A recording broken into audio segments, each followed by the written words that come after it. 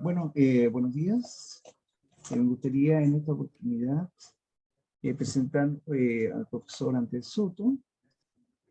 Es bien importante que ustedes entiendan que se está haciendo un esfuerzo notable por parte de él para llevar una serie de conceptos y de temas de aplicabilidad a la industria, lo cual no solamente sirve en la parte de la minería, etc. Bueno, el profesor Soto es el director de la carrera civil en Minas, de la Facultad de Ingeniería, de Arquitectura y Diseño de la Universidad de San Sebastián. Y en esta oportunidad nos vamos a hablar de diseño de plantas industriales usando operaciones unitarias que involucran transformaciones químicas de la materia en estado estacionario. Con respecto a esto,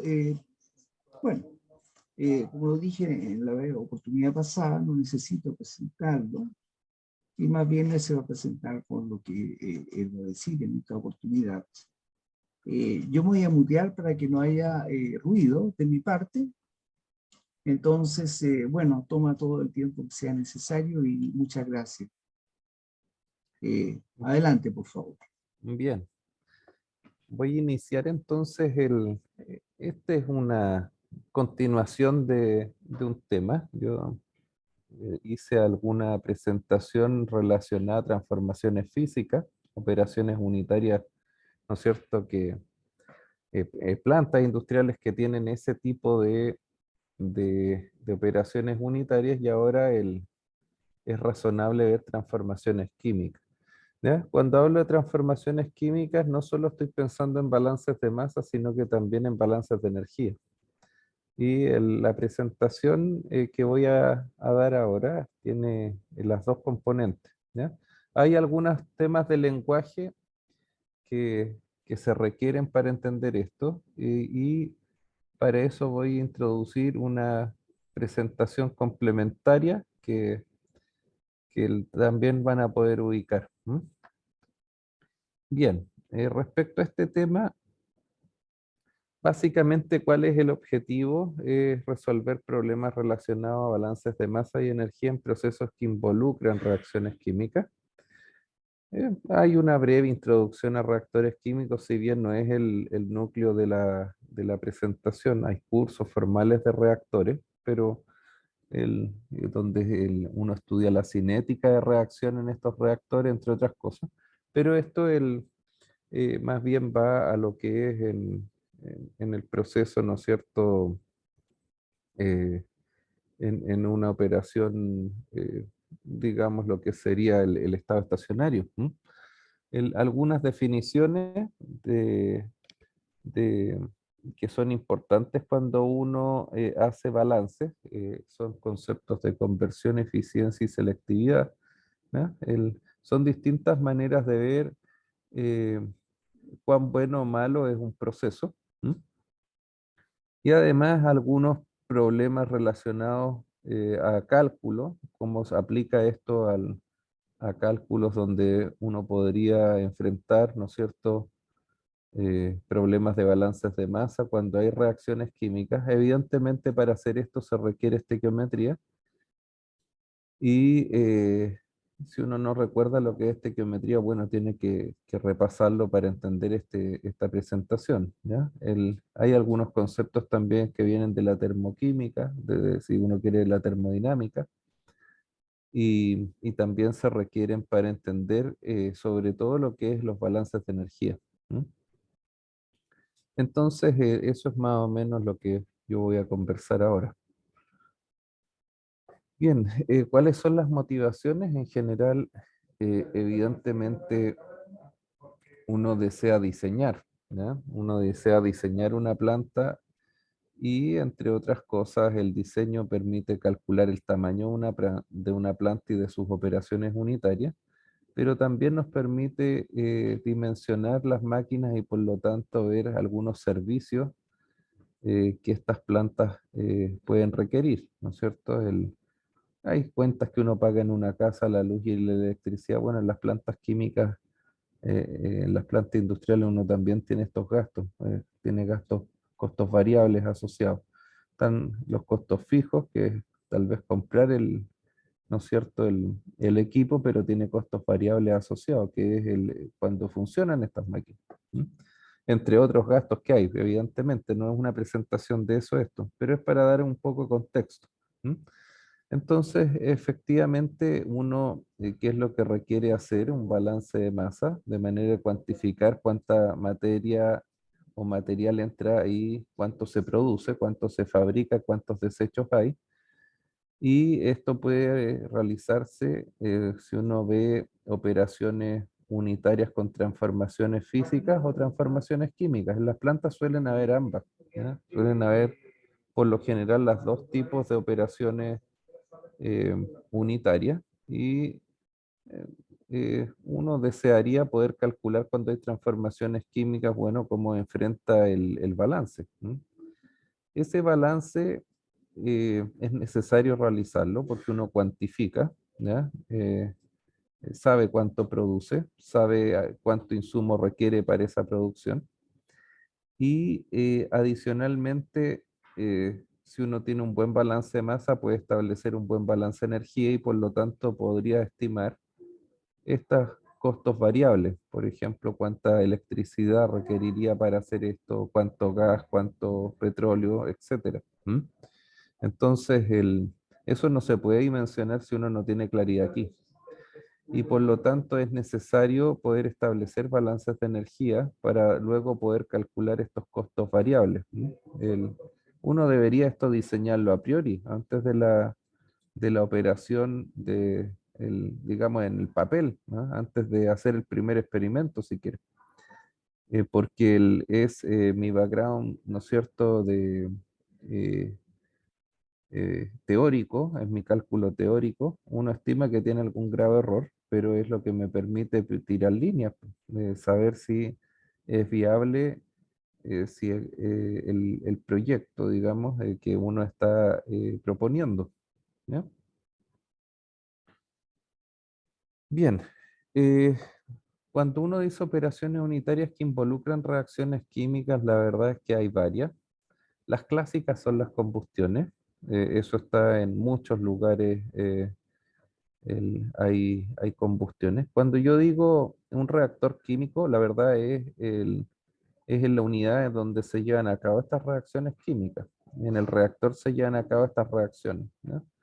Y el reactor va cambiando de nombre de acuerdo a cuál es el proceso que se lleva a cabo, si es una electrólisis, si es una oxidación con una reducción, si hay una fermentación. Hay algunas ahí que yo no puse, pero también existen, qué sé yo, por ejemplo, ahí se habla de fermentación, pero podría ser un digestor, ¿no? Ácido con minerales, por ejemplo. ¿Ya? Se digiere, se habla de digestores. Entonces hay, por eso es el etcétera, hay otras. ¿Ah? Muchas que también corresponden a la química orgánica. ¿Ya? Y ahí están nombradas algunas en esa nómina.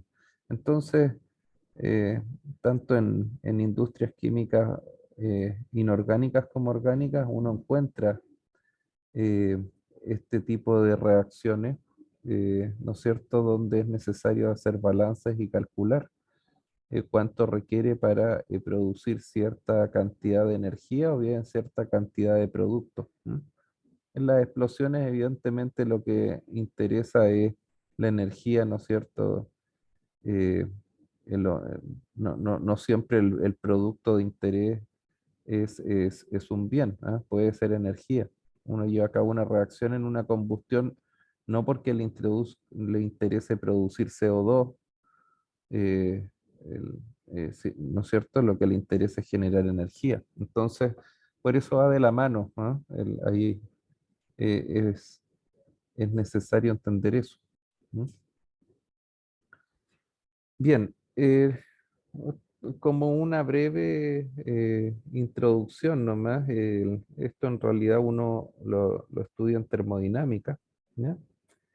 Pero es bueno recordar algunas cosas, concepto de capacidad calorífica, presión constante, el CP, ¿ya? Es la capacidad calorífica, presión constante, está relacionada a una entalpía por unidad de, ¿no es cierto?, por cantidad de temperatura, ¿no es cierto?, un gradiente de temperatura de H a dt, donde H es la entalpía. Y la verdad es que uno también podría hablar del calor específico, no es exactamente la capacidad calorífica porque está vinculado la masa del objeto, ¿no es cierto?, cuando uno hace la definición de calor específico. ¿Qué cosa es la capacidad, perdón, el calor específico? Es la capacidad calorífica eh, necesaria, ahí está, la capacidad calorífica es la energía necesaria para aumentar la temperatura de una denominada sustancia en una unidad de temperatura. Y hay que notar que las unidades de este tipo eh, ¿no es cierto?, de variable es energía por unidad de masa y temperatura. Y uno podría tener cierto cuidado con este H. Este H puede entenderse como un H extensivo o bien intensivo, ¿ya?, dependiendo si es energía por unidad de masa o es energía. ¿Ya? Es extensiva cuando es energía. ¿Ya? Por ejemplo, kilojoule. ¿Ya? Uno mide los kilojoule. Esa es energía. Y podría ser energía por unidad de masa si es kilojoule sobre kilogramo. Entonces uno define un H intensivo, si fuese ese el caso. Este H, la verdad es que uno podría eh, entenderlo por unidad de masa o de moles o de materia en realidad, ¿ya? Dependiendo de si estamos trabajando con unidades intensivas o extensivas. Entonces, eh, suele ser más útil el CP en función de 1 sobre m de H mayúscula de T a presión constante. ¿Por qué? Porque en general los datos en tablas vienen dados o conviene en realidad más bien el dato intensivo, ¿ya? Y esto porque uno después pondera por la cantidad de materia y obtiene de esa forma energía. Entonces vamos a usar más bien este tipo de definición, ¿ya?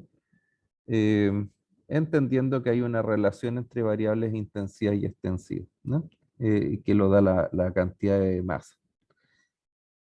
Bien, eso voy a achicar acá mi pantalla para que se vea bien así como uno define CP, que es la capacidad calorífica, ¿no es cierto?, a presión constante, puede definir la capacidad calorífica a volumen constante, que es una relación de la energía interna, variación de energía interna eh, respecto a la variación de temperatura a volumen constante, ¿ya? Mientras que CP era la variación de entalpía, que también es una energía, ¿no es cierto?, sobre la variación de temperatura a presión constante, ¿ya? Entonces, eh, y ahí uno puede recordar que hay una relación entre entalpía y energía interna, que es la relación que está al final de esta lámina, que es H igual U más PV. Esto viene de la termodinámica, como les digo, y son conceptos que uno más o menos debería recordar que existen. Eh, y hay que precisar que esta definición para P y B la verdad es que son razonables cuando uno trabaja con gases.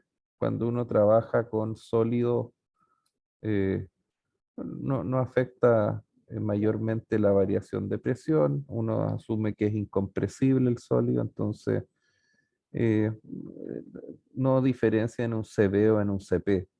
En el líquido también suele usarse esa aproximación, que el volumen es, digamos, no es sensible a la presión. ¿Ya? Y a presiones moderadas, la verdad es que eso es razonable. Tiene un error el supuesto, pero un error pequeño, ¿ya? Es un porcentaje bajo. Entonces, en cálculos que aceptan algún grado de error pequeño, uno puede trabajar con un C, ¿no es cierto?, que lo asume, ¿no es cierto?, el invariante con estos cambios de presión, ¿ya? Si son líquidos o sólidos.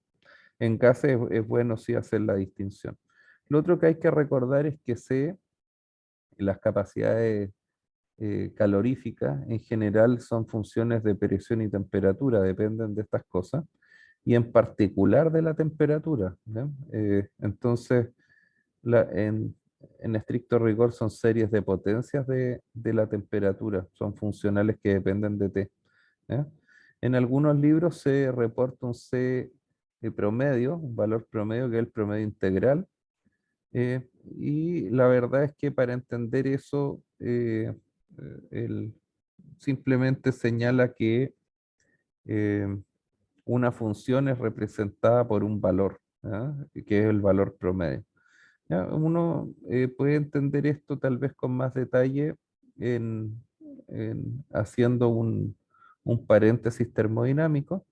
Yo la verdad es que no tengo esa pretensión en esta presentación, sí lo voy a introducir en otra presentación, ¿ya? Que va a acompañar, que es más bien de nociones de química y de termodinámica para poder complementar esto, ¿ya? Para que pueda ayudar a entender mejor esta presentación. Eso yo creo que es bueno sí tenerlo en el radar, cuáles son las variables de interés en este problema, ¿no? Eh, quiero avanzar, no, ahí sí avancé. Entonces voy a asumir que CP igual CB igual C en líquido y sólido. No. En muchos libros, eh, digamos, CP se deja, hay gente que sigue calculando con CP y CB, entendiendo que es un C, ¿ya? Eso es lo que hay que recordar. Cuando el sólido líquido, la verdad es que lo que reporta la gente es una capacidad calorífica para el sólido, nomás, no, que es válido en cierto rango de temperatura, si no hay cambios de fase de ese sólido, cosas como esa, ¿ya? Eso es lo que hay que entender. Y hay algunas relaciones clásicas de gases ideales, que es la relación con la constante de los gases ideales en CP y CB, ¿no es cierto? Eh, entonces hay algunas relaciones que uno podría aludir. ¿Ya? Yo ahí hago, digamos, en otra presentación, que no es esta, voy a ver algunas cosas de esta de estequiometría y de termoquímica, ¿ya? Que son otras nociones. No, como les mencionaba, no en esta presentación. ¿Ya? Sí es necesario esas dos cosas, la estequiometría y la termoquímica o la termodinámica química, porque la verdad es que muchos de los conceptos que uno utiliza en este tipo de cálculos provienen de este tipo de nociones previas que son de química básica, ¿ya? Uno necesita saber lo que es un reactivo limitante, necesita saber lo que es un exceso de un reactivo, necesita saber equilibrar reacciones químicas y necesita a lo menos operatorias básicas con pesos atómicos, pesos moleculares y cálculo de moles, ¿ya? No se puede hacer un balance de una operación unitaria que utiliza reacciones químicas si uno no hace este balance en moles. No se puede hacer el balance en kilos, necesariamente tiene que pasar por moles.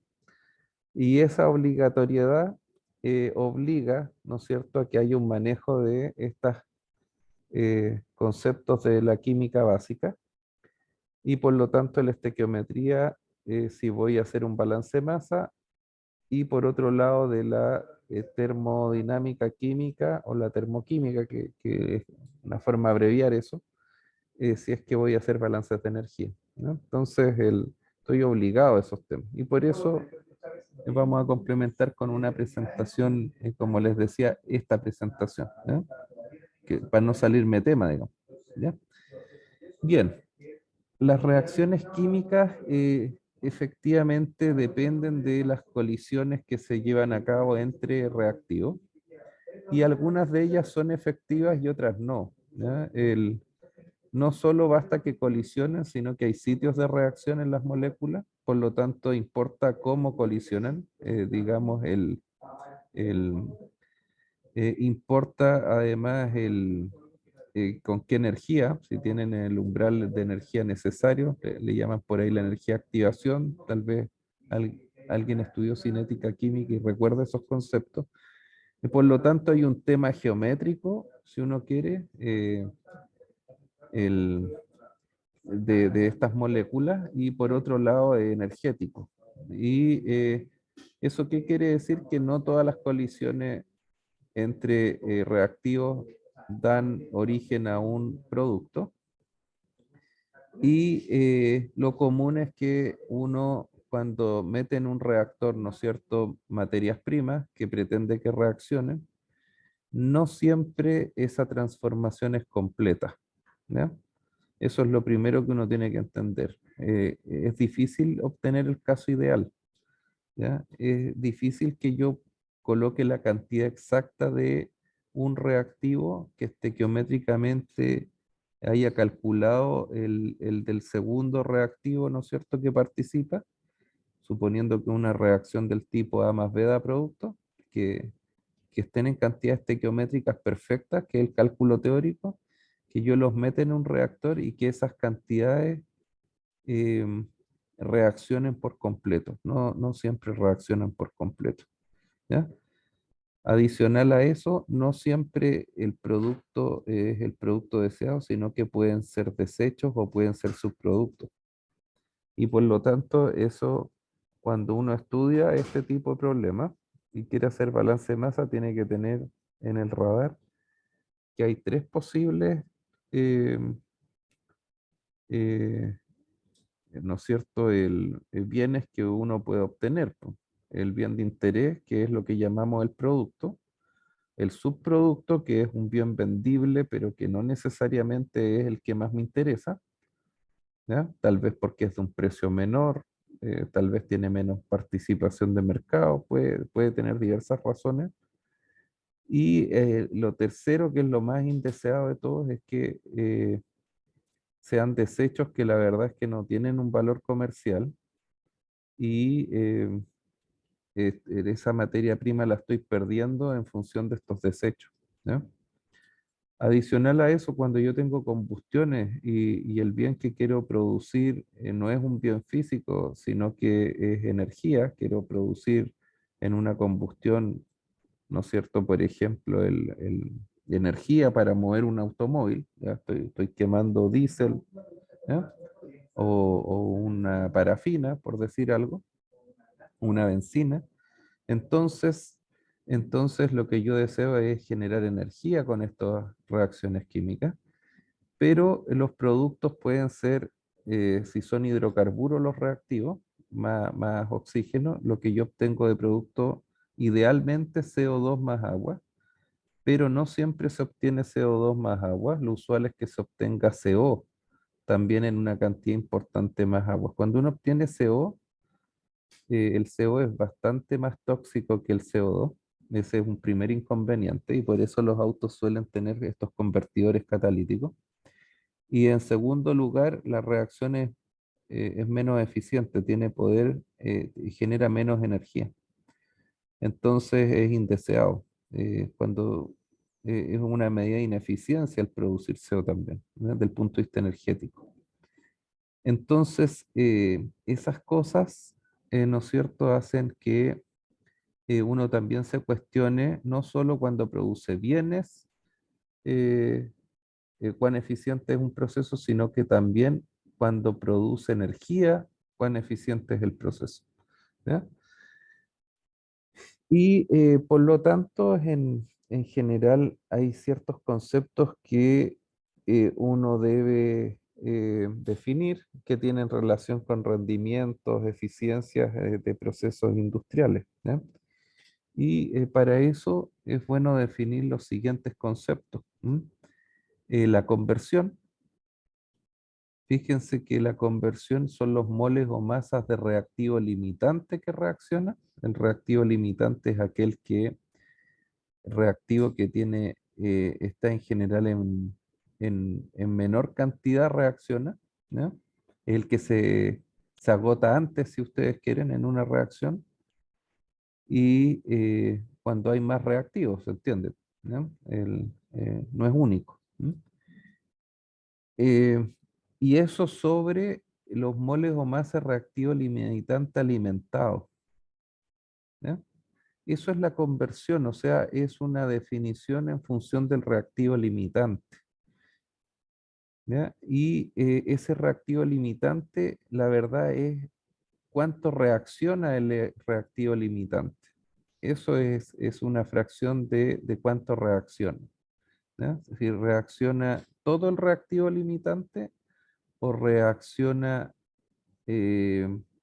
sobre este total alimentado. Y por lo tanto es un número que va entre 0 y 1. Si reacciona todo el reactivo limitante, uno tendría un valor 1, y si no reacciona absolutamente nada de reactivo limitante, el valor es 0. ¿Ya? Siempre es un valor que va entre 0 y 1. Sería raro que el valor sea 0, significa que la planta no funciona. Es un valor que en general uno no obtiene y no puede tener un valor sobre 1 porque tendría que generarse reactivo limitante de la nada. ¿Ya? No puede superar la cantidad que alimenta, lo que reacciona. Entonces, evidentemente es menor que 1 y por lo tanto es un valor que va entre 0 y 1 o bien en porcentaje lo puedo establecer. Si multiplico por 100 la definición anterior, uno establece un porcentaje, que es el porcentaje de conversión. ¿Ya? Podría ir entre 0 y 100. Rendimiento, por su parte, va en el mismo sentido, pero es mole o masa reactivo limitante consumido, pero acá tiene una precisión, es para el producto deseado. Yo, por ejemplo, puedo quemar carbón y de la quema de carbón podría obtener en mi producto deseado el CO2, porque es una combustión quemar carbón. No obstante, podría haber una fracción de ese CO2 que no genera CO2, sino que genera CO. Y si ese es el caso, entonces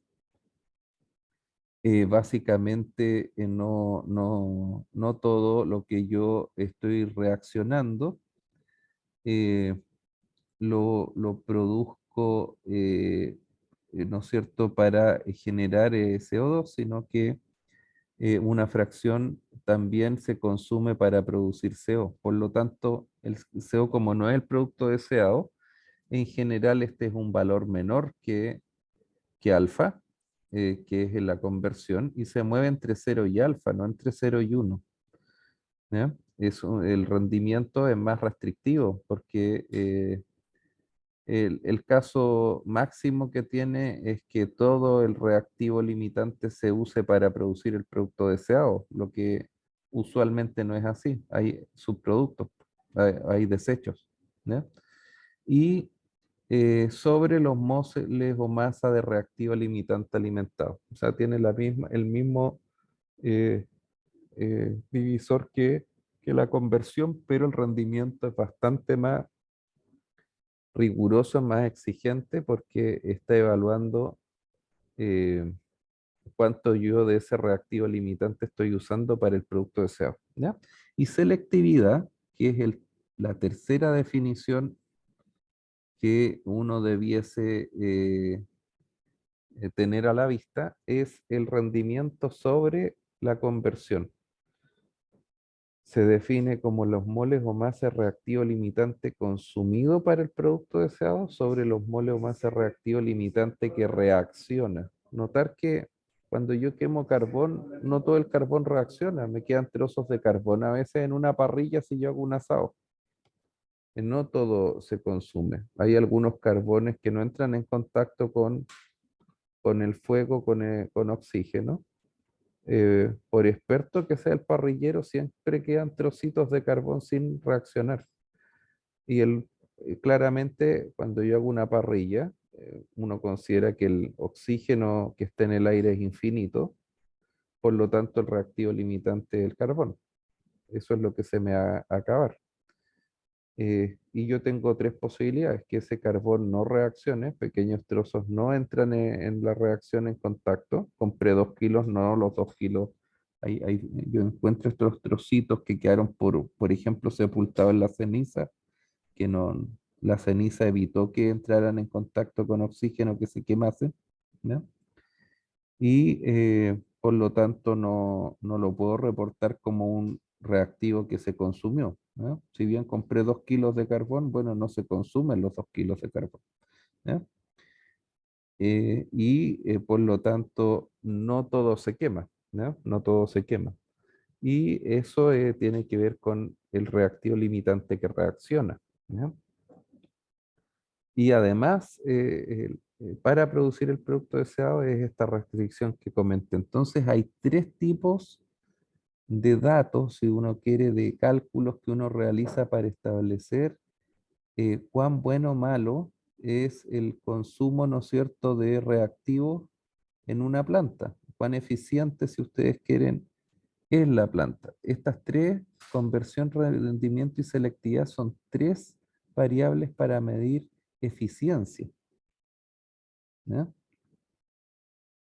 La gente suele pensar que la eficiencia se mide en función de cuánto producto se produce o cuánto reactivo limitante se consume, pero cuando uno ve esto se da cuenta de que eso es una definición eh, bastante imprecisa, ¿ya? La verdad es que requiere estas tres cosas, ¿ya? Para poder determinar bien cuál es la eficiencia de estos procesos, ¿ya? Y por lo tanto uno requiere calcular estas cosas. Adicional a esto, es bueno recordar cómo se calcula un porcentaje de exceso, por ejemplo, en una combustión, cuando yo tengo exceso de oxígeno, como dije, el oxígeno suele ser infinito si yo quiero en una combustión al aire, pero por ejemplo, si yo estoy dentro de un motor de auto, no es infinito, porque yo inyecto una cantidad de oxígeno que está en relación a la cantidad de, eh, de combustible que quiero quemar, ¿ya? En general lo inyecto en un exceso, meto aire en exceso, ¿ya? Y en particular, como parte del aire es oxígeno, meto oxígeno en exceso, ¿ya? Entonces es limitada la cantidad de oxígeno que alimento y en general lo que inyecto en un motor de auto es mayor a la cantidad de oxígeno estequiométrico, que es el que requiere la reacción química para consumir todo el reactivo limitante. Yo lo agrego en exceso. ¿Por qué? Porque me quiero asegurar que todo el combustible se quema. Y como no todas las condiciones son efectivas, si agrego en exceso oxígeno, entonces aumento la probabilidad de quema de ese combustible, ¿ya? De que reaccione. Estoy tratando de que el máximo de combustible reaccione cuando hago eso, ¿ya? No todo se quema. Incluso cuando agrego un exceso, no logro que todo el combustible se queme. Siempre hay una fracción que queda sin quemar, pero disminuye si va a este exceso de aire. Ahora, no puedo agregar infinito aire, porque lo que yo deseo en una combustión es generar energía, y cuando meto aire en exceso, ese aire en exceso se calienta, queda sin reaccionar, ¿no es cierto? Por lo tanto, hay una fracción de aire que queda sin reaccionar, pero que debo calentar y lo caliento con la energía que genera la misma combustión.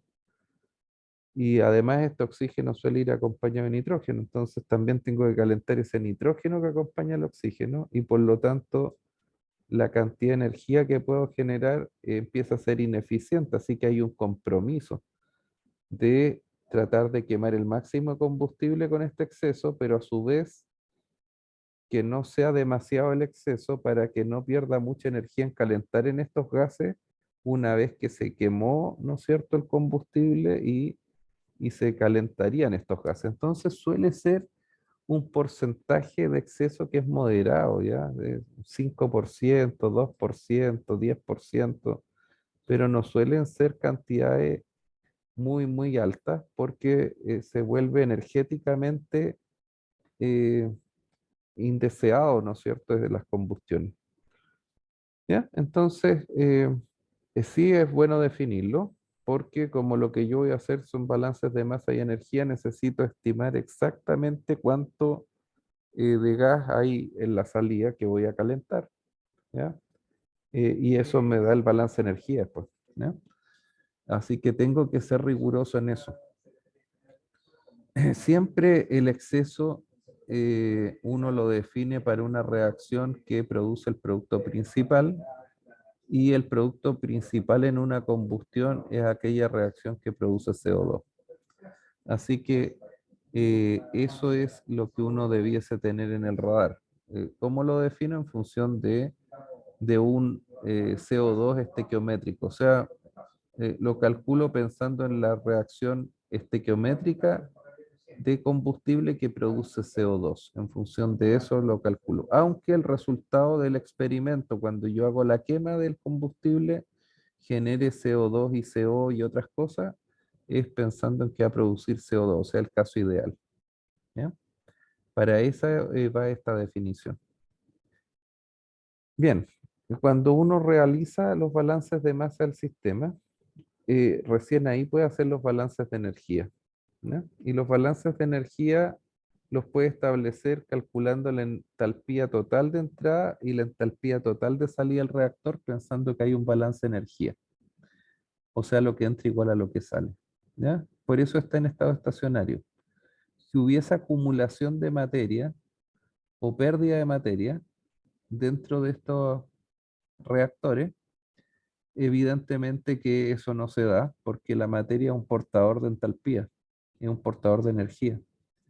Y por lo tanto la acumulación de materia o pérdida de materia en un inventario, si hubiese acumulación o pérdida entre el reactor, entonces me cambia el balance. Y eso no es cierto que la entrada y la salida están en balance. ¿Ya?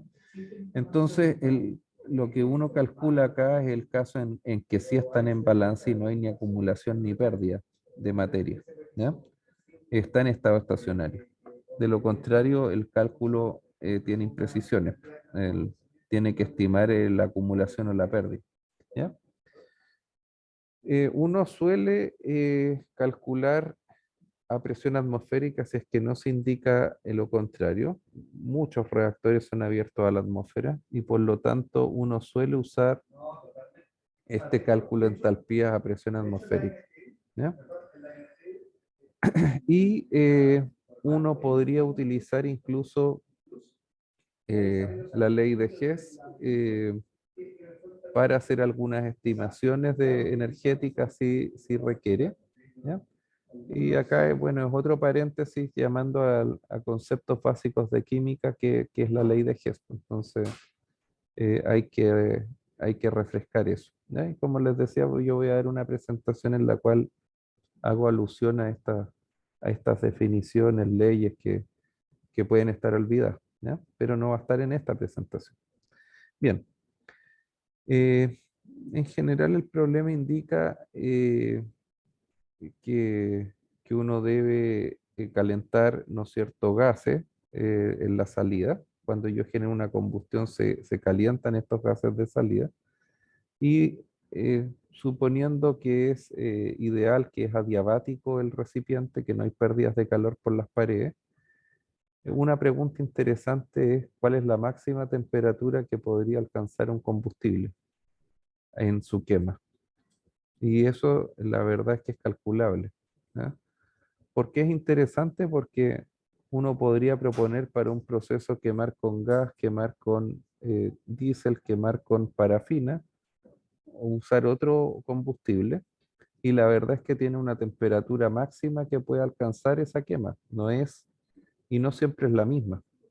Por lo tanto, dependiendo de qué temperatura yo requiero para producir, ¿no es cierto? Podría yo estar quemando combustible para producir otra cosa que requiere temperatura en su proceso.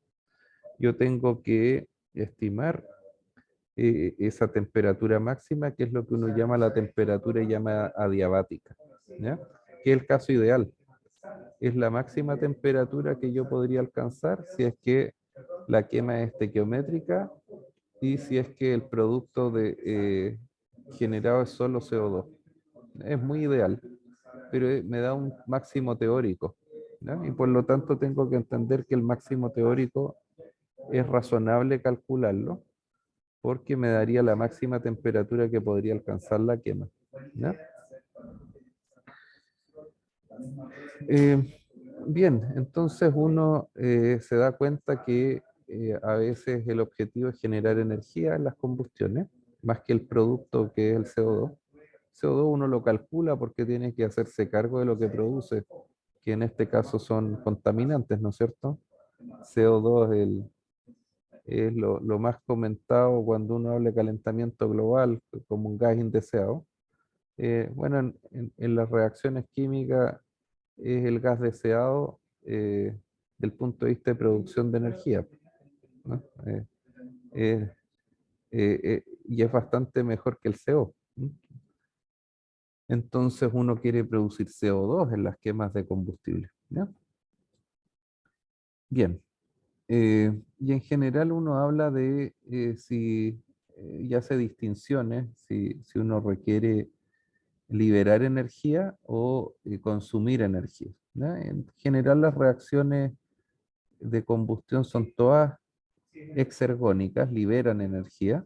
Uno quema el combustible para eso, para liberar energía, para producir energía, mientras que hay reacciones que requieren esa energía para llevarse a cabo y por lo tanto se habla de reacciones exergónicas, ¿no? Y por lo tanto uno requiere aplicar energía para que la reacción se lleve a cabo. Yo no puedo producir un queque en la cocina si no lo someto, ¿no es cierto?, a temperatura dentro de un horno. Pues no puedo esperar un siglo y el queque se va a podrir antes de generarse si la masa es fresca y no la someto a calor. Es lo mismo para producir un pan. Uno espera ponerlo a fuego. ¿No? Entonces, esos son, si ustedes quieren, casos cotidianos de reacciones exergónicas. ¿Ya? Bien, cuando uno habla de balances de energía, tiene que tener a la vista la dependencia de la temperatura. Esto viene de atrás, ¿ah? De algo que yo enuncié, les voy a mostrar de aquí, cuando dije que Cp es 1 sobre m de h de TAP constante, la verdad es que eso es lo que estoy utilizando acá. ¿Ya? Eh, la verdad es que el delta H yo podría entenderlo como un HAT2 y un HAT1, ¿ya? Donde HAT1 voy a asumir que es 25 grados Celsius. La entalpía eh, el- a 25 grados Celsius es lo que se llama una entalpía estándar, ¿ya? Una entalpía estándar de una especie química, ¿ya? De formación. Y HT2 es a la temperatura que yo deseo llevar a recalcular esta entalpía cuando la temperatura es distinta a 25 grados Celsius. Entonces puede ser inferior o superior. Esa ecuación que está en la slide me permite estimar la entalpía a la temperatura T2.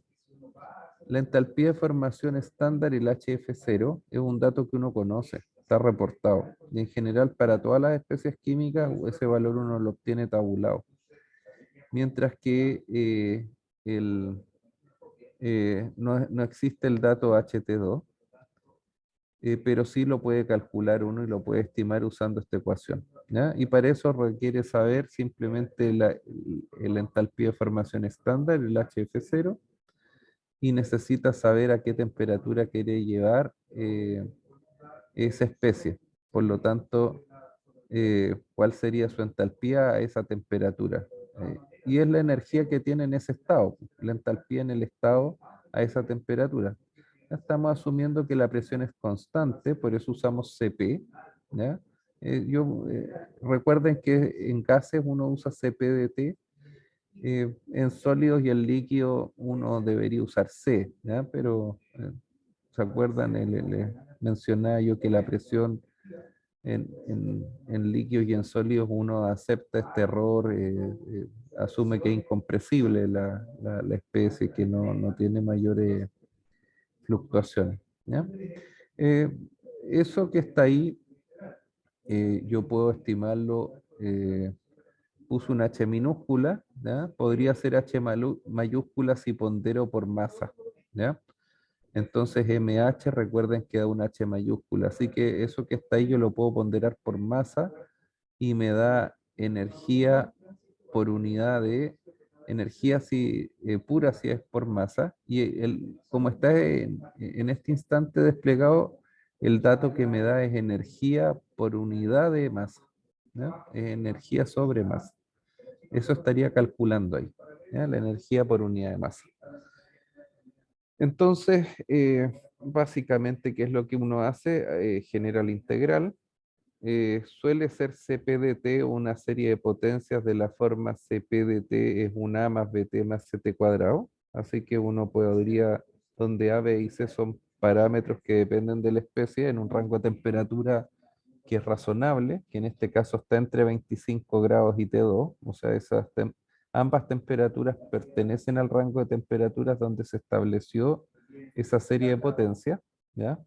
Es pertinente, por lo tanto, el cálculo y uno hace el integral y suele ser valores de la forma A más BT más CT cuadrado. ¿Ah? A veces tienen más términos, TT cubo, o a veces son A más BT, ¿ya? Pero lo usual es que tenga tres términos, y por lo tanto es el ejemplo que yo puse ahí en el cálculo. Y hay uno que hace, bueno, integra. A, B y C son constantes, y por lo tanto la variable de integración es la temperatura, así que uno obtiene algo como lo que aparece ahí desplegado, evaluando entre los límites de integración que son T2 y, ¿no es cierto? Y en este caso 25 grados. ¿Eh? Ahí hay que revisar, déjenme ver si eso está bien. El 25 son 298. ¿Ah? Está en cero. ¿Ah? El, acá está mal el límite de la conversión. ¿ya? Son 298,15 Kelvin. ¿ya? Si fuese cero sería 273, pero son 298 porque es 25 grados Celsius. ¿ya? Así que ahí tiene un error de despliegue nomás. El, el, Estos son 298. Lo voy a corregir de inmediato para que no quede ese error. ¿no? Ahí sí, ya. Ahí lo vuelvo a desplegar. Ahí está bien. ¿no? ¿Por qué 298? Porque en general suele evaluarse en Kelvin. ¿no? Eh, los datos suelen estar referidos a Kelvin. Entonces yo puse ahí 25 grados Celsius como referencia, pero suele calcularse a Kelvin, ¿ya? Y por lo tanto se evalúa en Kelvin, ¿ya? Para que sea consistente. Y eso depende de cómo viene definido A, B y C. ¿ah? Tienen unidades. Entonces hay que fijarse en las unidades de A, B y C y usualmente está referida a Kelvin, ¿ya? A, B y C. Por eso uno lo expresa en Kelvin. ¿ya? Eso sería más o menos el, la forma de calcular esto. Bien, yo para aterrizar todo esto que hemos conversado, yo creo que es bueno traducirlo en un problema, un ejercicio, y les mencioné, bueno, el carbón. Eh, está en fiestas patrias en Chile la gente suele usar carbón para sus asados y uno podría preguntarse cosas respecto a este carbón. ¿ya? Entonces podría meterle cabeza en general uno cuando hace el asado pone 2 kilos de carbón, 1 kilo de carbón según la cantidad de carne y el tamaño de la parrilla, pero supongamos que quemamos 4 kilos de carbón ¿ya? En un asado. Es una cantidad alta. ¿no? Parece que había harta carne en esta asado. Y vamos a asumir una composición del carbón. El carbón no es solo carbono, ¿ya? Sino que tiene también componentes de azufre y podría tener agua. A veces viene húmedo. Y por lo tanto, de hecho, cuando estalla, uno le pone fuego y estallan los carbones, que, el cambio de fase del agua, eso, de líquido a gas. Entonces explotan los carbones. Es porque estaba húmedo. Entonces, supongamos que estaba tenía un alto contenido de agua. Para que el ejercicio sea interesante, le pusimos algo de agua, ¿ya? Debería tener menos agua, en un problema real. Está bastante húmedo el carbón, ¿ya? Y bueno, ahí podemos decir que el carbono, que no es lo mismo que el carbón es el mineral, el carbono es uno de los componentes de este carbón. Uno suele escribirlo como C, ¿ya? Como una estructura atómica. La verdad es que es un cristal, pues una cosa grande, ¿ya? Entonces, eso no es un átomo, lo que existe en la realidad, sino que es una estructura cristalina, en lo que uno tiene ahí en la parrilla, ¿no? Tiene otra estructura, pero uno suele en estequiometría reducirlo a lo más elemental, lo más básico, para no escribir millones de átomos de carbón, ¿ya? Y escribe simplemente la reacción más básica posible, que sería C más O2 genera CO2. Se entiende que O2 es el oxígeno del aire. En este caso, el carbón, como ya adelanté, sería el reactivo limitante. El oxígeno es infinito y CO2 es el producto deseado, ¿ya? Cuando yo quemo carbón en la parrilla, lo que quiero es que libere energía, porque quiero cocinar carne en la superficie de la parrilla. Entonces, evidentemente que la reacción que produce más energía es esa, ¿ya? Y por eso es la principal. Así que el reactivo limitante va a estar referido a esa reacción. Cuando yo calculo estos indicadores de conversión, rendimiento y selectividad, ¿ya? Después se verifican también las reacciones secundarias. Puede producir CO y podría haber este azufre. La verdad es que si reacciona, también se combina con oxígeno y genera CO2, que es otro gas, ¿no es cierto?, que podría emanar esta parrilla, ¿ya? En general, los carbones que tienen alto contenido de azufre son más malos que aquellos que tienen poco, ¿ya? Es indeseado el azufre. Y el SO2 es un gas bastante tóxico, ¿ah? En la alta atmósfera es lo que genera el, ¿no es cierto?, el ácido eh, sulfuroso, y si esto cataliza con particulitas, algo de sulfúrico produce en la alta atmósfera. Y eso es lo que genera posteriormente las lluvias ácidas. El CO2 y uno lo podría también generar ácidos más débiles, los ácidos carbónicos, ¿no?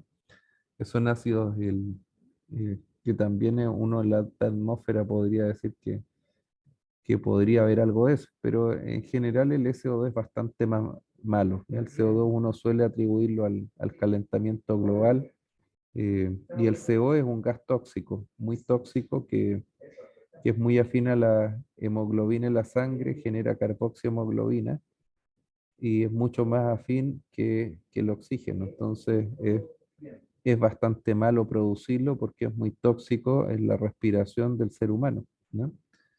Es muy malo. Entonces, uno desea tampoco producirlo por eso. Desde el punto de vista ambiental, CO y SO2 son bastante poco amigables, ¿ya? Evidentemente el CO2 uno tampoco le gustaría hacerlo, pero en las parrillas la gente sigue quemando esto y podría haber alguien que desea calcular, bueno, cuánto emite a la atmósfera CO2, CO y SO2 este carbón, ¿ya? Bien, supongamos que este carbono, en un 80% de su peso, se entiende que los porcentajes que están arriba están todos en peso.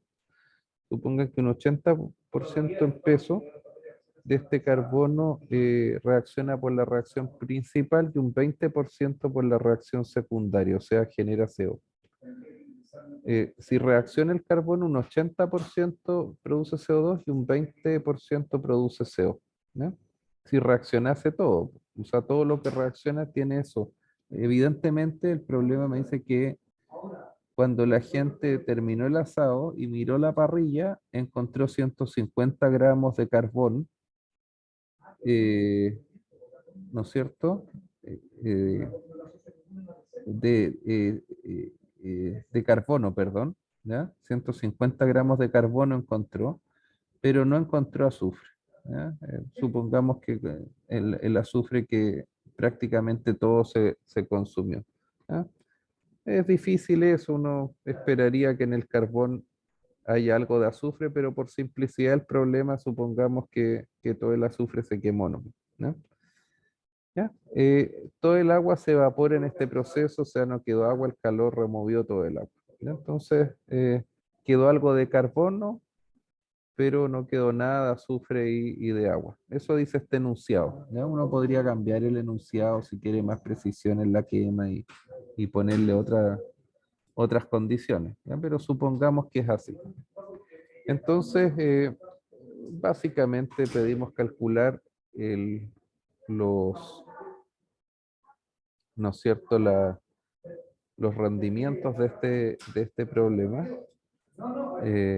la eficiencia, si ustedes quieren, del problema. Y, por ejemplo, calculemos la conversión y la selectividad del proceso y cuánto emite la atmósfera de CO y SO2. Y acá se va a entender por qué yo necesito la estequiometría para hacer el balance de masa. Y este es un problema de balance de masa, ¿ya? Neto de balance de masa. Entonces, ¿qué datos voy a usar? Los pesos atómicos del azufre, del oxígeno, del carbono y del hidrógeno, porque son las especies que están comprometidas en general en esta reacción, ¿ya? Bueno, aquí de azufre para el agua puede ser que sea importante, ¿no? Si uno quisiese estimar cantidades de agua. Bien, entonces, dado ese enunciado, uno puede hacer algunos cálculos. Uno, al leer esto, que se verifica la existencia de 150 gramos de carbono, y dado que el carbono es el reactivo limitante, se da cuenta que no todo el carbono reaccionó.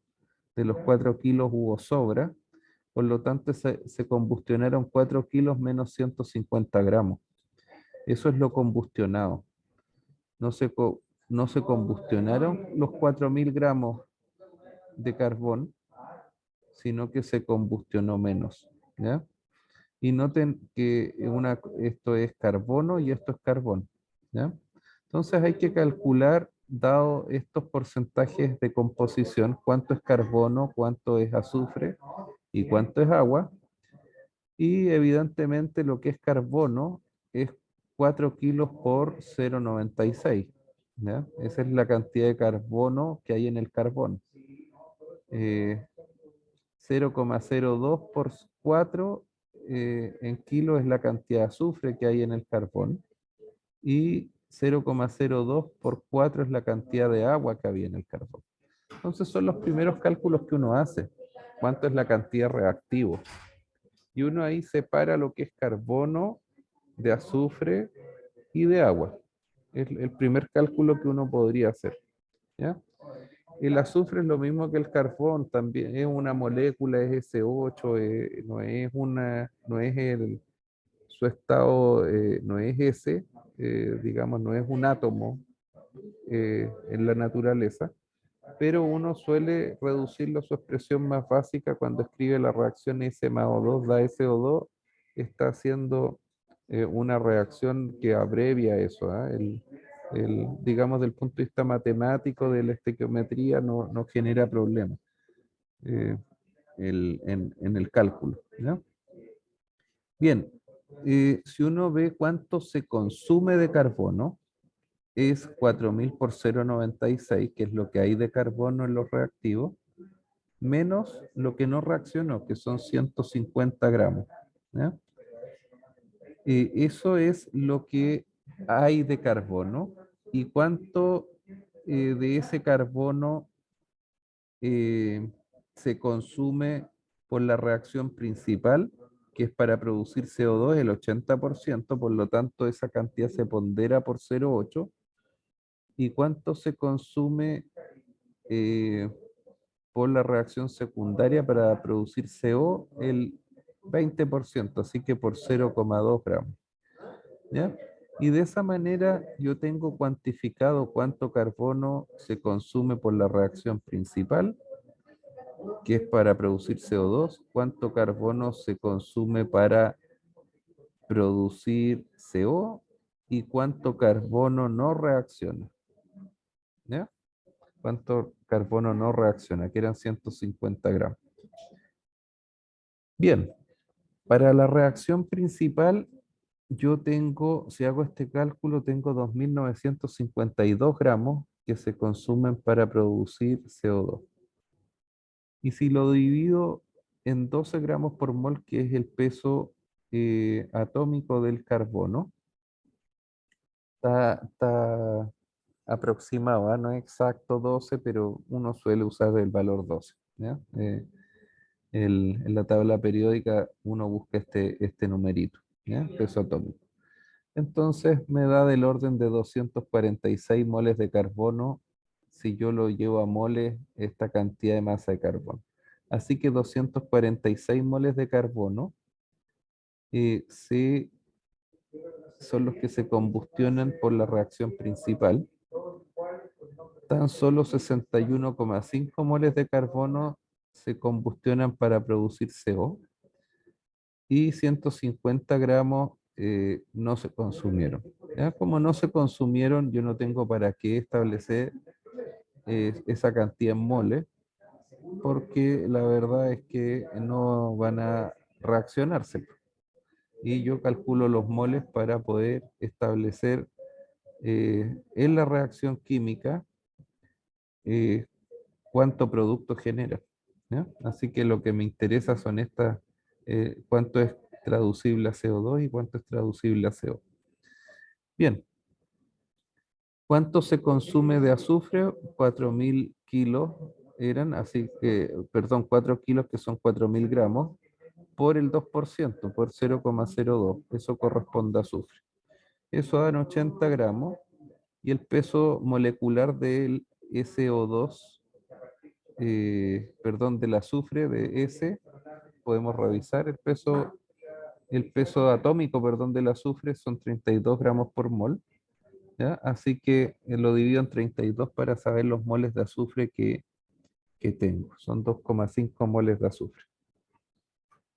Y por lo tanto tengo expresado en moles aquello que va a reaccionar. ¿Ya? Aquellas reacciones que van a reaccionar, que estaban dadas en el enunciado. Carbono generando CO2, carbono generando CO y azufre generando SO2. ¿Ya? Lo expresé en moles. Hasta ahí esto es estequiometría, pero acá viene las definiciones de conversiones, ¿no es cierto? Y la primera era calcular, ¿no es cierto? Em, el- Te fijas, los tres parámetros que vimos anteriormente estaban acá. La conversión, rendimiento y selectividad. El enunciado me pide calcular dos de ellos, pero calculemos los tres. Me pedía conversión y selectividad. Vamos a calcular de acuerdo a esto conversión, rendimiento y selectividad, ¿ya? Para ver la eficiencia de esta quema que declaramos. Fíjense que el reactivo limitante que reacciona es el carbono que produce CO2. Lo calculamos, eh, es lo que estaba, perdón, que reacciona es el total, ¿ya? Que reaccione es el total. Entonces, es esto que está acá. Eh, es eso que está ahí. Es el 4.000 por 0,96 menos 150. Eso es lo que reacciona. ¿Ya?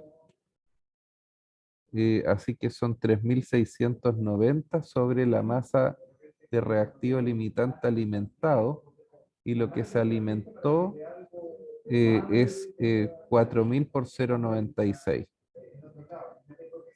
¿Sí? Lo alimentado son 4.000 por 0,96, eso me da 3.840. Y porque está respecto a carbono, no a carbón, ojo con eso, el reactivo limitante es el carbono, no el carbón, ¿ya? Y la masa reactiva limitante que reaccionó es esta cantidad menos 150 gramos. Y uno observa la conversión y da 0,96, tiene una buena conversión esta reacción. O sea, lo que dice es, mire, usted el carbón que metió prácticamente lo consume todo, le sobra muy poco.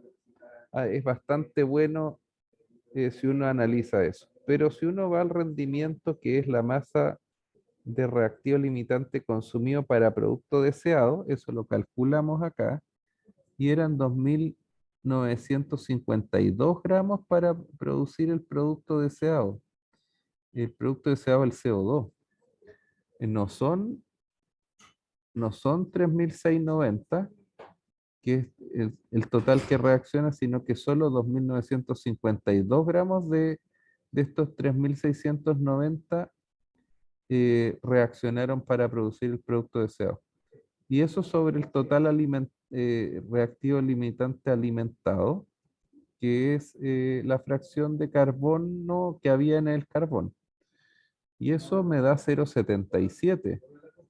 Efectivamente un valor menor que 0,96. Y es razonable que sea menor porque hay una reacción competitiva, que es la de CO. Y si ustedes ven la selectividad, es nu sobre alfa, 0,77 sobre 0,96, que es 0,8.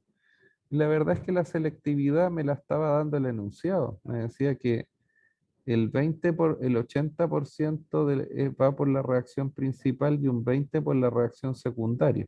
Entonces, ese dato ya me estaba dando la selectividad.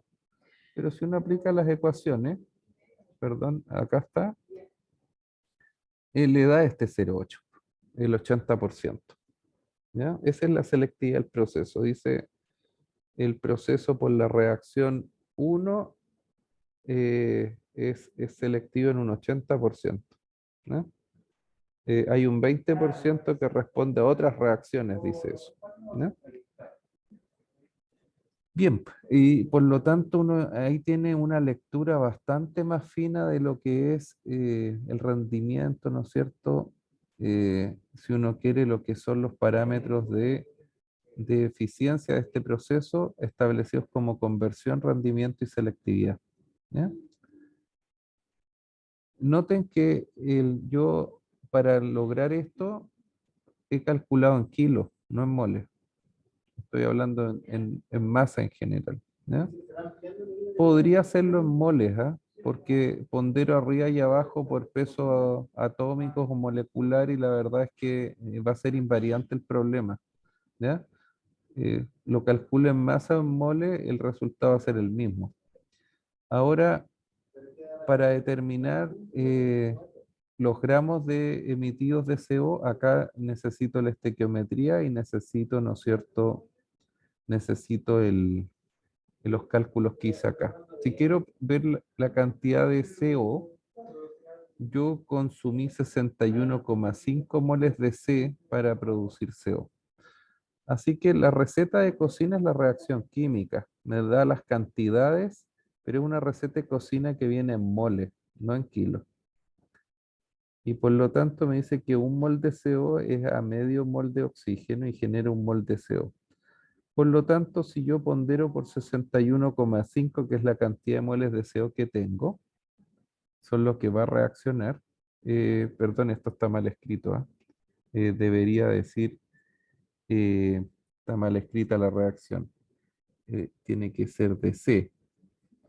Ahí sí. ¿Ya? Ahí sí. Ahí tenía un problema de tipeo, lo arreglé de inmediato para que ese problema no persista. ¿Ya? Ahí sí. La cantidad de carbono eh, es un mol de carbono por medio mol de oxígeno genera un mol de CO. Ahí sí está bien escrito. ¿Ya? El- si yo observo esto, bueno, puedo ponderar por 61,5 moles.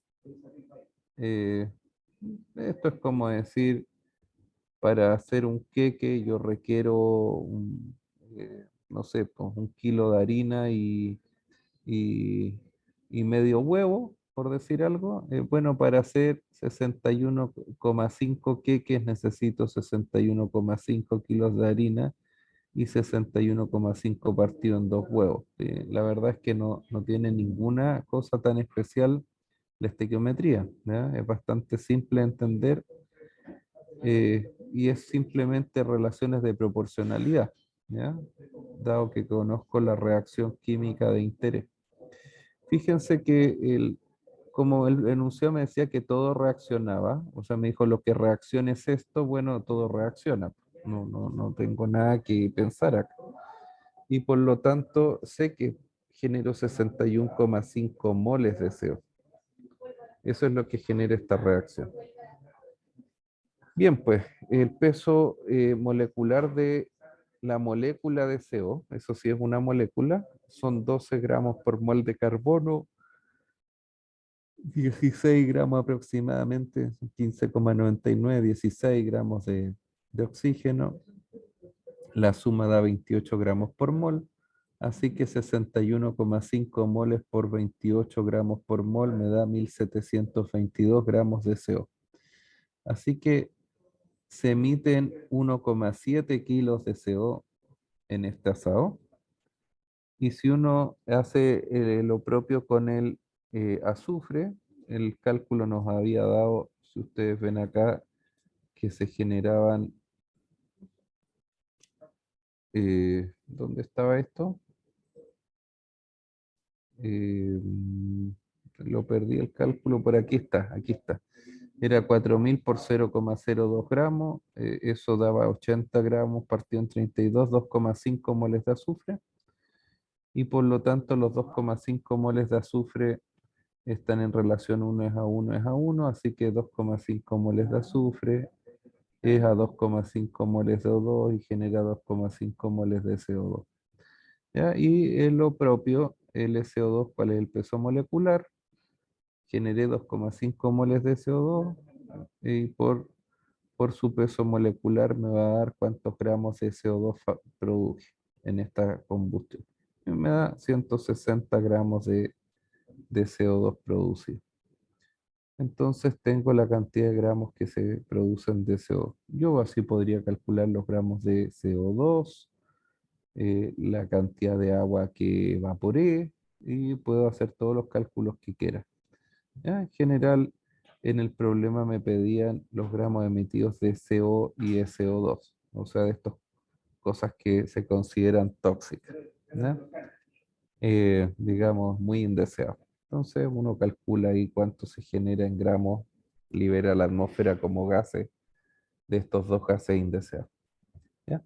Y por lo tanto es una manera de no solo hacer el balance de masa, sino que también estimar, ¿no es cierto?, cuán eficiente es las reacciones que yo estoy observando, ¿ya?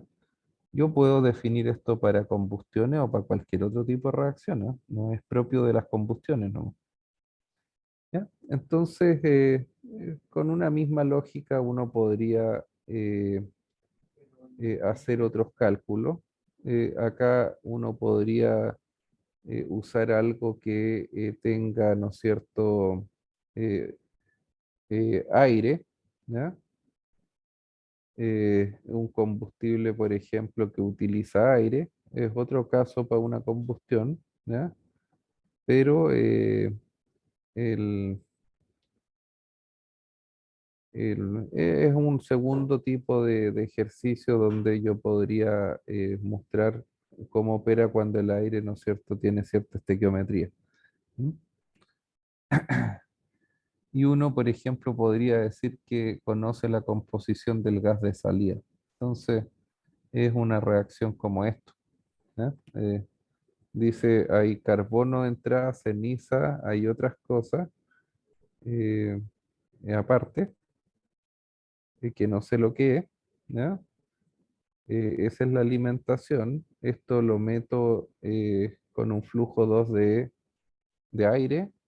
Son 100 moles de aire en una relación 79% nitrógeno, 21% oxígeno, y, ¿no es cierto? Sale un flujo 3 que sé la composición. ¿Ya? Entonces, yo puedo hacer acá los balances de masa. Un primer balance que uno podría establecer, el balance por nitrógeno. Sé que 100 moles de aire tiene un 79% de nitrógeno, así que 100 por 0,79 es F3 por 0,807, que es la cantidad de nitrógeno en F3. En F1 no hay nitrógeno, ¿eh? Uno asume que no viene nitrógeno. Y uno se da cuenta que en este reactor uno podría calcular el flujo 3, la cantidad de mole que hay en esta salida.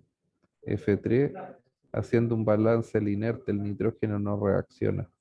¿Ya? Por eso se utiliza para establecer, por ejemplo, las corrientes, los flujos. Me permite calcular F3 rápido, ¿no? Si miro nitrógeno.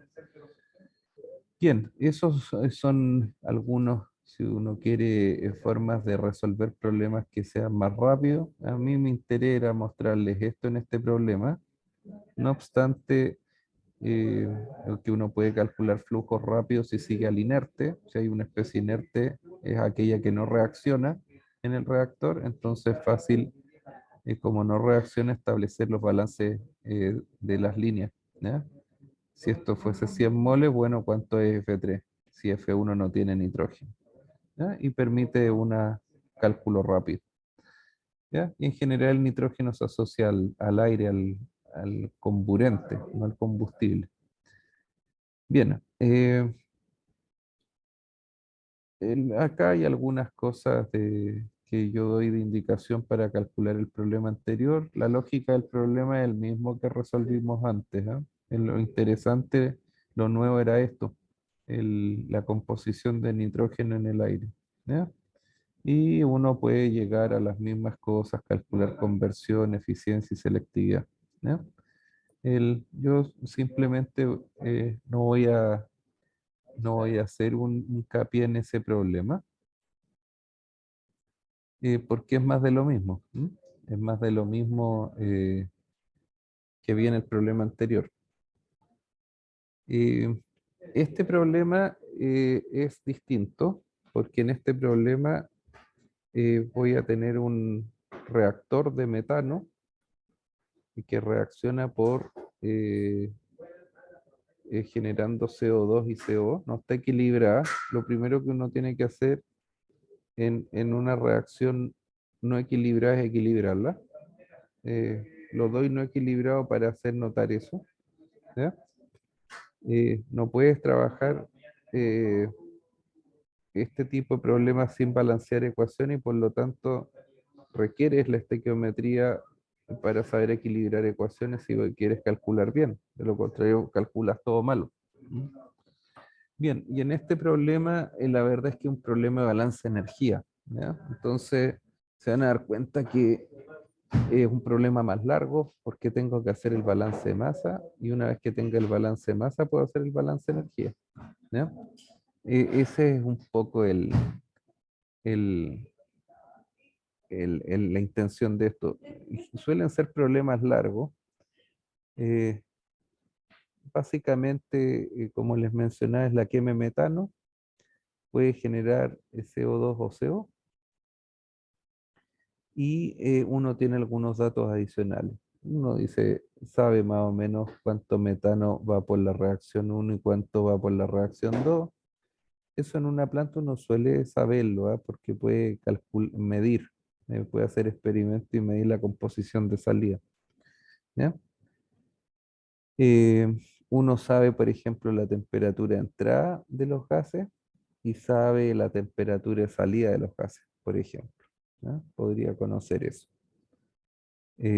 Supongan que no hay pérdidas de calor en este sistema y que está operando en estado estacionario, o sea, uno asume que es adiabático, que no hay pérdida de calor por las paredes.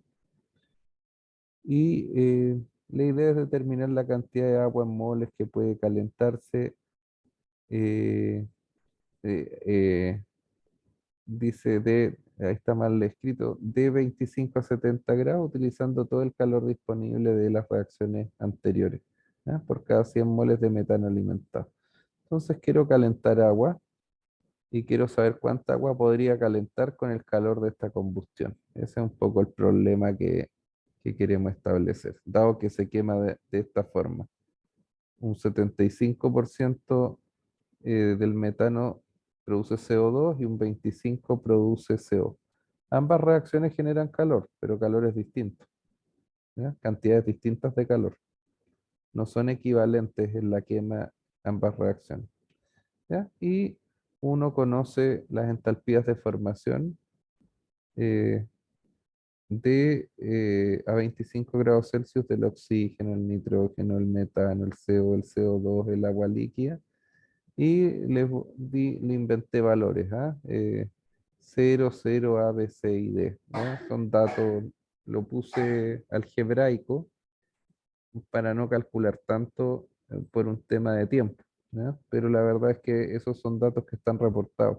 Uno puede encontrarlos en manuales, por ejemplo, el CRC de Físico-Química tiene estos datos, ¿ya? Así que son valores conocidos. Y del mismo modo, uno puede conocer las capacidades caloríficas de las especies, qué sé yo, y en general y también el calor latente del agua, 100 grados Celsius, es que uno lo requiriese, también uno lo conoce. Y le asigné también eh, valores algebraicos, ¿no? C1, C2, C3, C4, C5. ¿Ya? Uno conoce los valores. En este caso, uno está repartando, eh, qué sé yo, son como el promedio, ¿no es cierto? Integral, eh, dado que son constantes, ¿ya? Podría uno también reportar esto como serie de potencia, ¿ya? Efectivamente, sería más correcto eso, pero acá me dan el promedio integral, ¿ya? El, lo que se llama es como el CP barra, si uno quiere, ¿ah? En el calor latente es lo mismo, es un valor lambda, ¿ya? O gamma, también es un dato conocido, ¿ya? Y se entiende que opera a una atmósfera de presión, está presión atmosférica. Bien, así que el problema es eso, con metano, con la quema de metano quiero calentar agua, ¿ya? Y quiero saber cuánta agua puedo calentar desde 25 a 70 grados, ¿ya? Y el metano tenía una condición desde 5 grados a 200 grados, era la materia prima entraba a 5 y salía a 200, ¿ya? Esto puede ser porque estamos en distintos lugares, ¿ah? En una planta. Hay lugares que pueden estar a más frío, otros pueden ser más cálidos, no sé, depende. Este problema de niasis puede ser agua que venga de alguna condición de operación distinta. Me- Uno podría estar en altura, la temperatura es más baja. Puede ser que venga agua de alguna prestación de la misma planta y tenga una temperatura inicial mayor. O sea, no tienen por qué ser las temperaturas de entrada iguales, ¿ya? No, hay que medirlo. Bien, pero básicamente el problema es algo como esto. eh, Entra metano, entra aire a 5 grados, están a la misma temperatura, sale metano, perdón, salen los productos de combustión de este metano a 200 grados Celsius. Las reacciones se equilibran para hacer el cálculo. Entonces tengo que ver que esté balanceado. Tengo 4 hidrógenos, tengo un carbono y tengo acá 4 oxígenos y hay 4 oxígenos, así que está balanceada la primera y veo que esté balanceada la segunda. Y acá hay algo raro, no puede ser 32. La segunda dice CH4. eh, Aquí hay un error en el balance. A ver, veamos cuál es. 4 hidrógeno, un carbón. eh, si este es 2, es 1 y habría que balancear esta, ¿no? Habría que balancear esta. No pueden ser 32 eso. ¿Mm? Entonces hay que ver el balance de esto que esté bien. ¿Mm? Hay que hacer un balance de eso. ¿Ya? El, Déjenme ver si, para no balancearla, si es que la calculé pues, en alguna parte el balance, si no, bueno, vamos a tener que balancearla.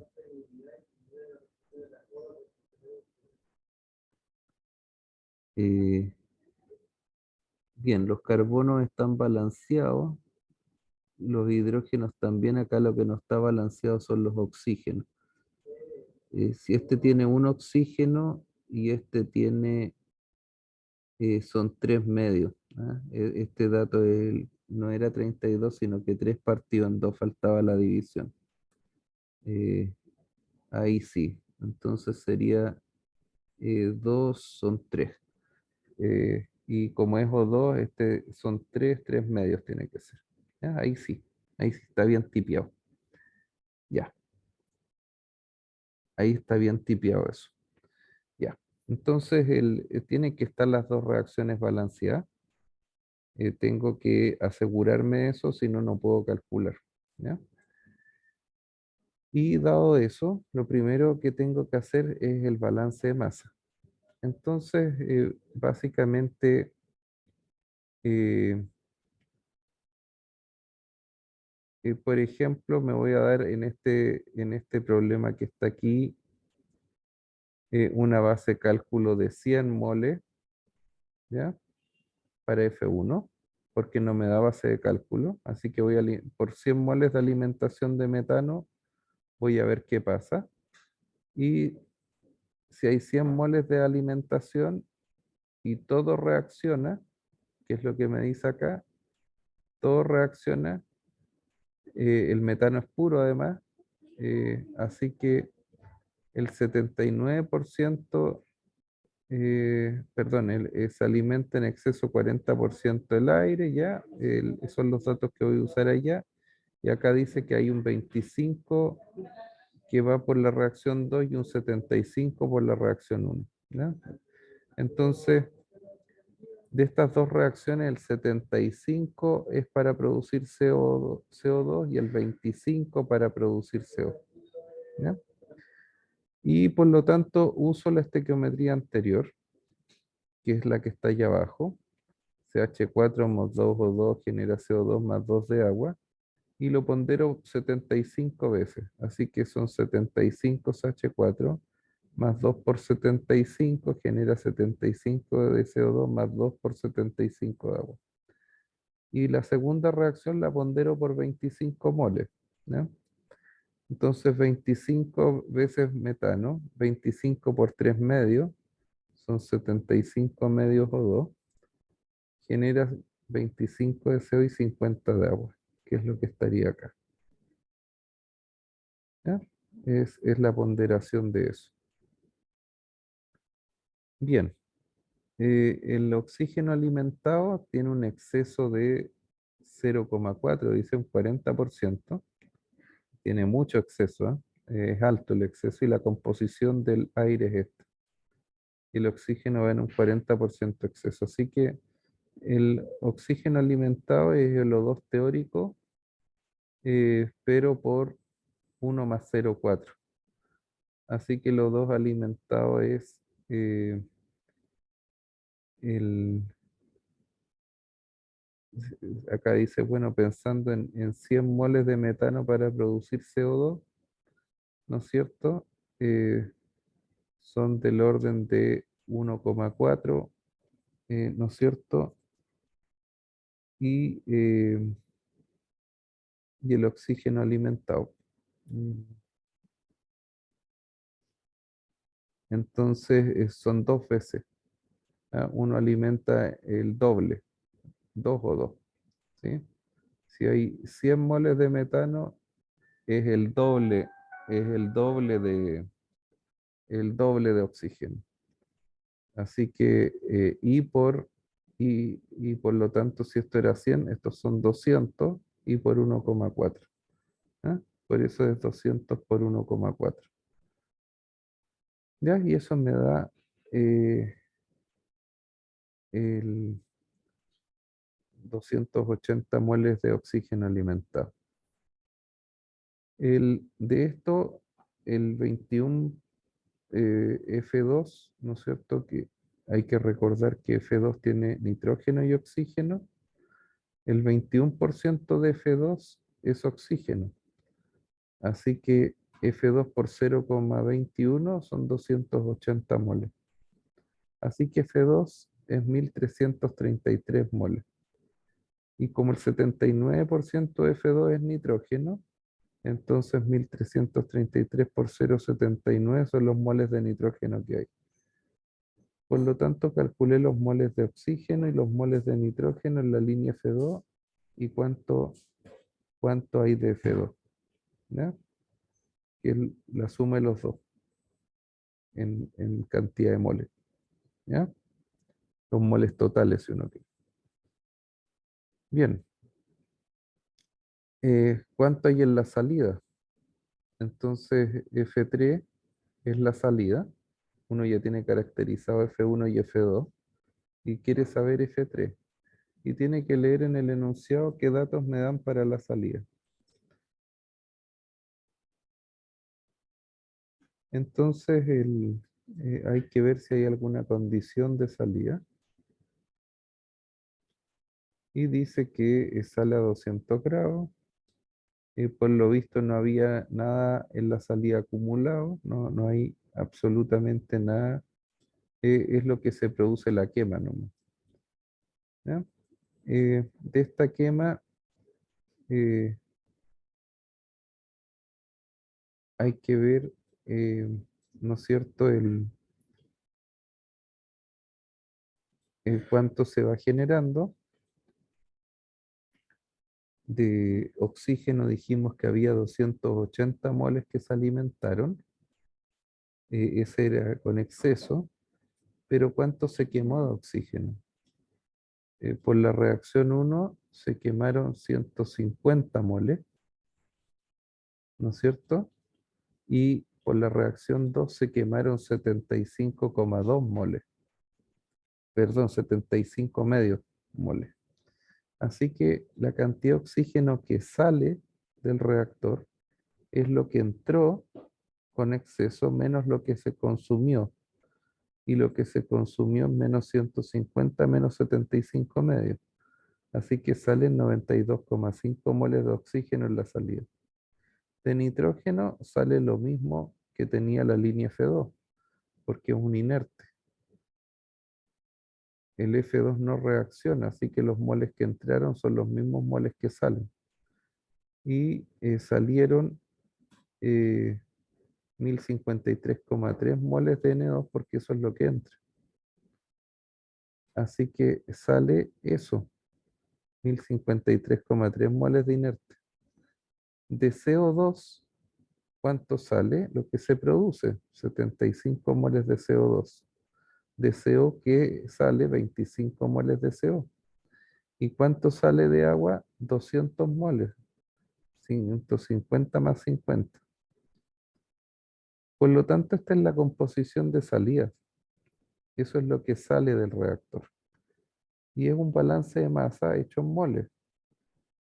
Yo con este balance de masa hecho en moles, cuando veo esta figura, me doy cuenta que entran 100 moles de metano, entran 1333 moles de F2 y salen de F3, bueno, la suma de todos estos moles. Esa es la cantidad de moles de NF3 que salen, ¿ya? Que está compuesto por todas estas especies en la salida. Esa es la cantidad de moles NF3. Lo estimé Se fijan haciendo el balance por cada una de las especies. Y ahora viene la pregunta del millón, pues. ¿Cuánto calor genera la quema de este metano? Es lo primero que debo establecer. Entonces, el calor que quema este metano, si el sistema es adiabático, es el mismo calor que voy a transferir al agua para calentarse desde ese, y ahí decía el enunciado, ¿desde cuánto? Desde 25 a 70 grados. Así que voy a hacer un balance de energía donde calculo todo el calor que generan la quema de estas dos reacciones y ese calor se lo voy a transferir a esto que se llama el agua que voy a calentar. Bien, la ecuación es enorme, ¿sí? Acá se dan cuenta lo grande que es. ¿Ya? Yo escribo CP, podría ser un CP de T, pero los datos venían como un CP barra, así que eh, yo digo, bueno, lo que entra es igual a lo que la energía, si quiere, la entalpía que genera la combustión de metano, es la entalpía que voy a usar para calentar agua. ¿Ya? Y tengo que darme cuenta que sean consistentes las unidades, por ejemplo, que esté todo en calorías, ¿ya? O en kilojoule, no sé, en lo que estén los datos. Los datos son los delta H formación, los C sub P, me van a dar esa información.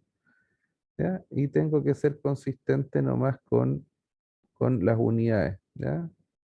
El 1000 es porque el tipo de datos, si son kilojoule o son joule, ¿ya? Se fijan, acá está en kilocaloría y esto está en caloría, así que si voy a usar como base de cálculo la caloría, este dato es por 1000, ¿ya? Y por eso los calores de formación los pondero por 1000 porque voy a calcular todo en calorías, ¿ya? Entonces eso, por eso hay un factor 1000 delante de los calores de formación.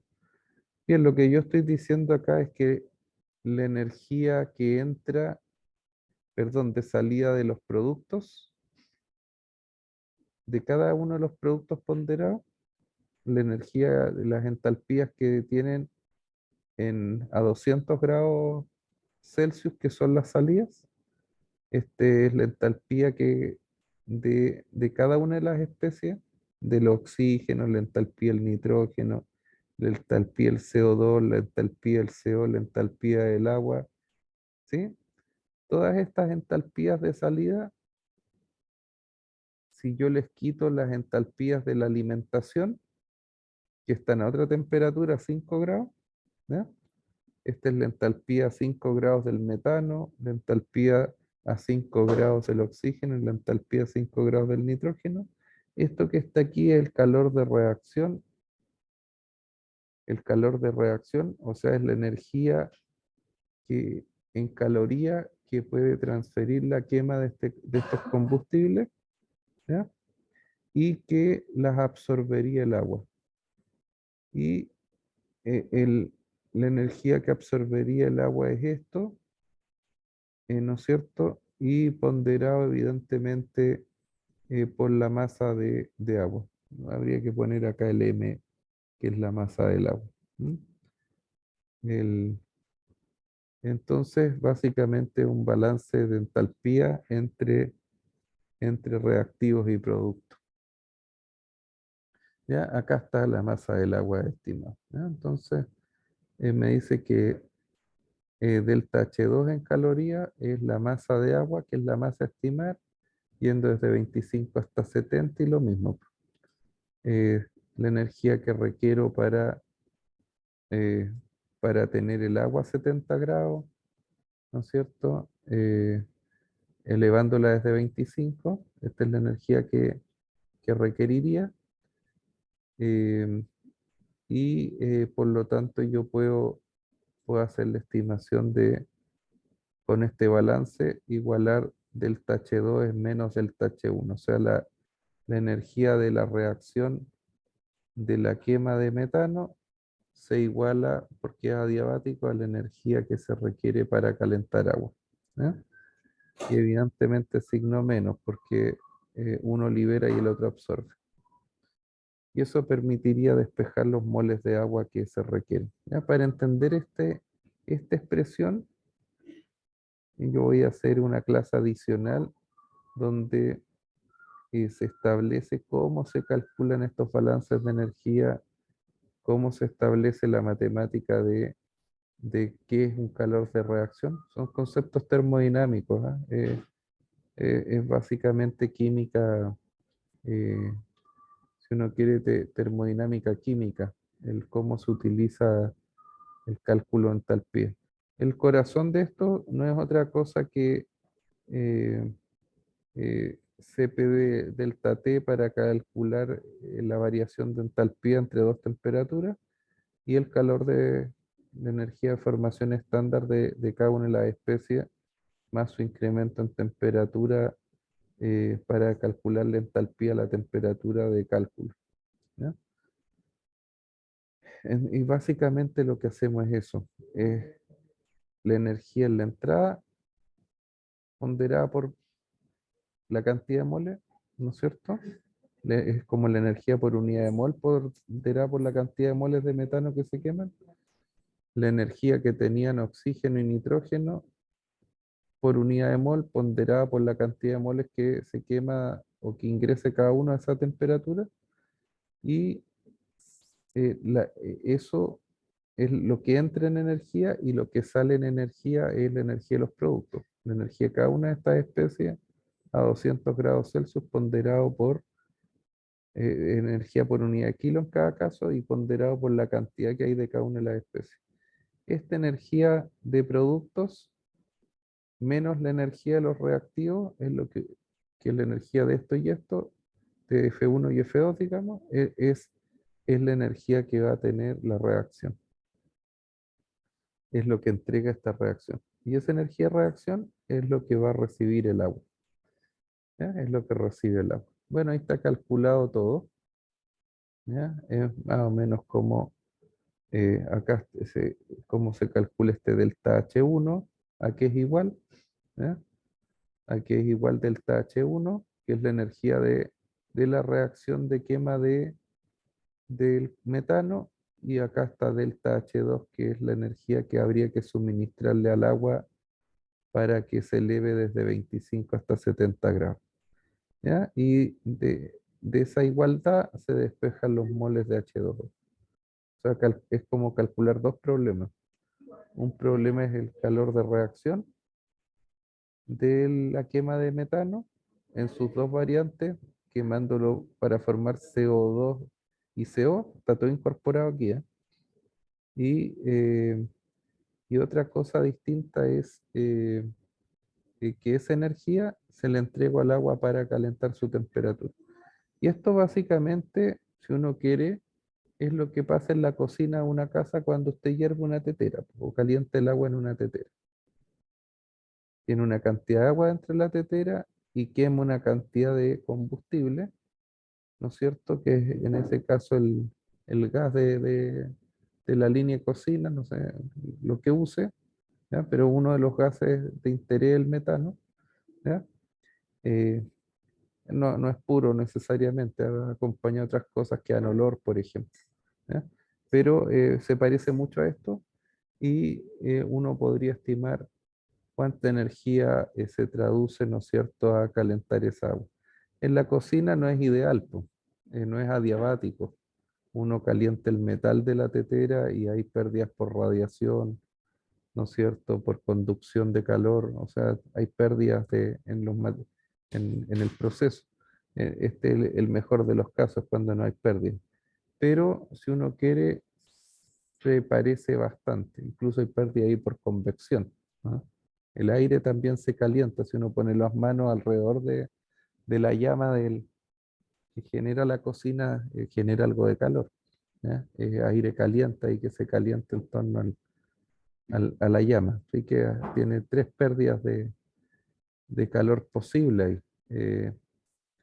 Están las tres presentes. Pero esta es una buena aproximación de cálculo de cómo podría más o menos estimarse eso, ¿ya? Y el error no es tan grande tampoco, ¿ya? En primera aproximación uno asume que el sistema es adiabático, ¿ya? Es una primera aproximación. ¿Ya? Tiene error, pero uno podría aproximarse a cuánto combustible quema y cuánta agua podría llevar desde 25 a 70 dado 100 moles de metano que quema. ¿Mm? ¿Cuánta agua podría calentar de 25 a 70? Y evidentemente los moles los puedo traducir por pesos moleculares a kilos. Así que puedo saber los kilos de metano que quemo para calentar tantos moles de agua. ¿Ya? Y ese es un problema de balances de energía, por ejemplo, que es un caso sencillo que uno podría resultarle cotidiano, que es la cocina de una casa. ¿Ya? El, el- Eso es lo que uno podría observar, por ejemplo, en un problema como ese. ¿Ya? Eso yo creo que les traía para hoy día como una aproximación a lo que son balances de masa y energía cuando hay reacciones químicas posibles. Evidentemente hay muchas más posibilidades de esto, ¿eh? No es lo único que existe. ¿No? Hay muchas reacciones químicas posibles.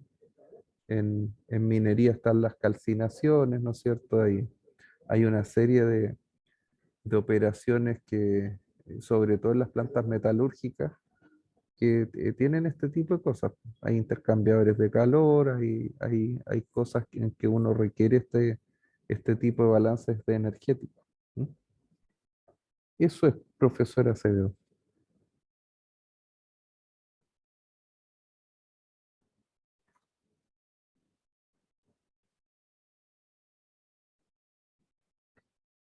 Bien, pues el- eso es lo que yo traía preparado en esta presentación y voy a hacer una presentación, ¿no es cierto?, que introduzca estos temas posteriormente. ¿Mm? Así que ahí estaría terminando la presentación de hoy.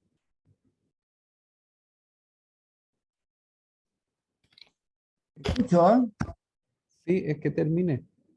No, sí, escucho bien.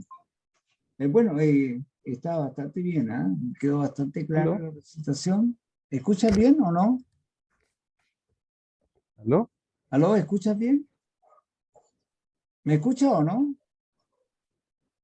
¿Aló? A ver.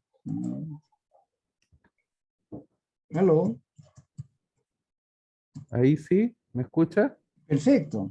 Oye, Ya. bueno, estamos bien, la presentación salió bastante buena, así que aprovecho de felicitarte, está muy, muy buena. Así que ahora tenemos que seguir adelante, ¿no? Sí, La próxima cambié el horario y como tú me diste las instrucciones, el día jueves, de 3 a 4.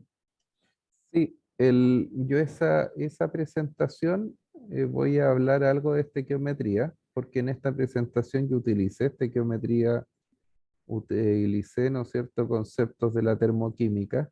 ¿Ya? ¿Y qué es lo que pasa? Que para cálculo